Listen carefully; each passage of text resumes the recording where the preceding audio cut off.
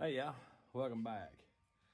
Well, I've been shooting some videos on the Pioneer, and I had some people ask about my 300, and I decided I was going to get it out today and clean it up, kind of show you for what I rode for over probably 30 years. This is my 300. It's a 1988 model. These right here are probably the best four-wheelers that Honda ever made. Now, in my opinion, they're probably the best four-wheeler ever made. But now, of course, I've done some stuff to this one. It has a monster 2-inch lift on it. It has ITP tires.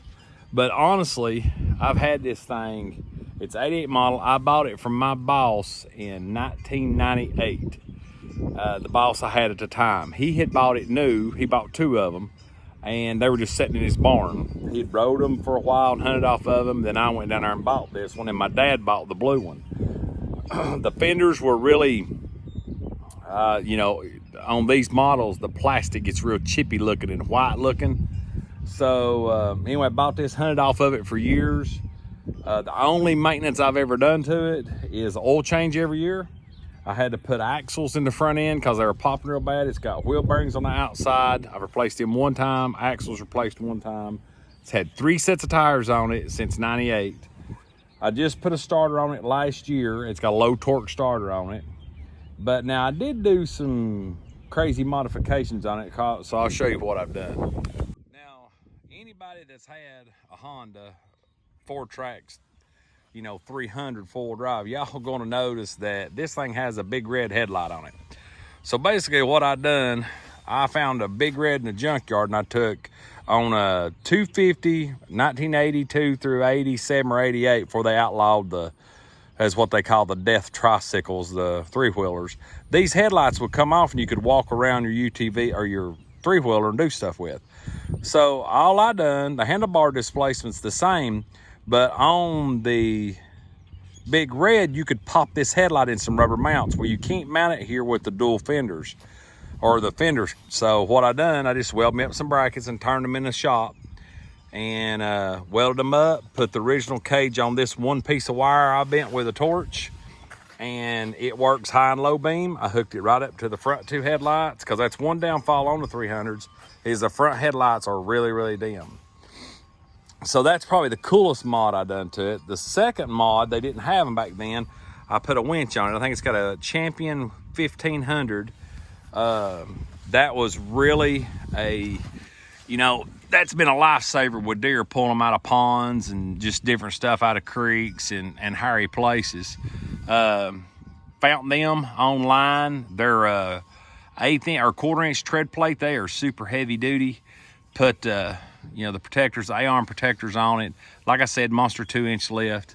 If you're wondering what the CB antenna on the front is, that's just the old CB antenna I had laying around, and I stuck it on there to keep the cobwebs from hitting me in the face going hunting. I'd be riding down trails and the cobwebs would come around, come right in my face, and you're sitting and stand pulling and trying to clean them off your head. That right there eliminates the problem. Just get your nose CB mount, an L bracket, and a clamp, put it on the front. You won't have no more problems with spider webs.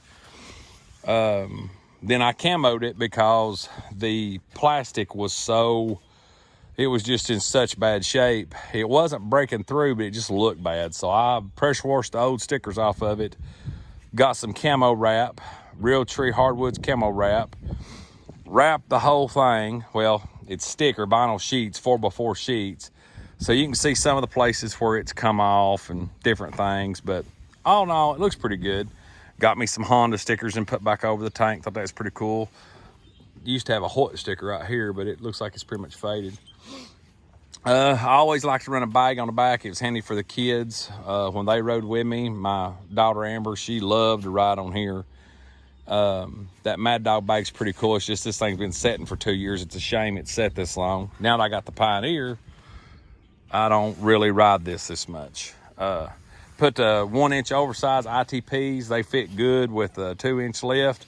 They've been really good tires. I've got the Copeland rear storage rack on it. You can actually stick, here in Tennessee, our deer don't get real big. You can throw a doe in there and you can really wad a buck up and let his head hang over.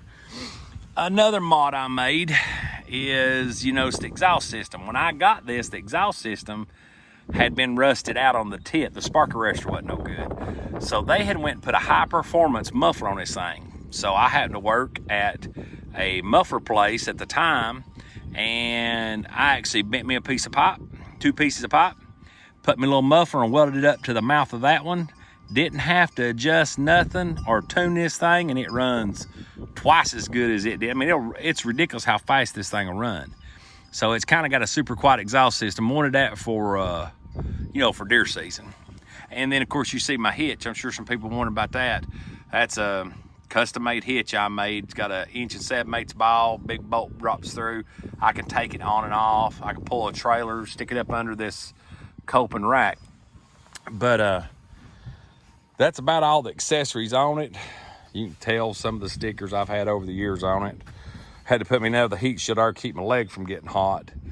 But people wonder why, you know, they're like, well, you're just biased to Honda. Well, you have a four-wheeler that's almost 50 years old, and you can do this.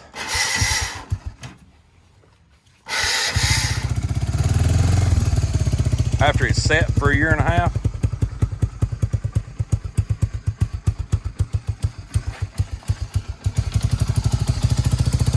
They're just all in all, that's just I washed it off. That's just the water coming off the exhaust.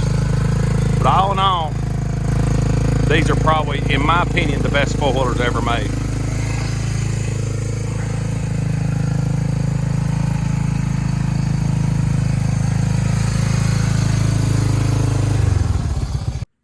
Anyway, I had several people ask about my old 300. They're like, well, you know, you said you had a 300 four-trax, people on Instagram, Facebook, different stuff. So that's it. It's been sitting in the shed since I bought the Pioneer. I think that thing's been cranked 3 times in 3 years. And the only road it's seen is when I cranked it up and drove it down the road. Battery was a little low, but I kick-started it and it popped up on the first time. Started running on the first time. So might be time to get rid of the old girl. But then again, I might just hang on to it. But anyway, I was gonna make a quick video for y'all so you can see Old Faithful, as we call it, Old Red. But if you like what we're doing, please subscribe and like, and don't forget to hit that bell for notifications. I think I'm gonna hop on here and take a spin. So y'all take it easy. God bless.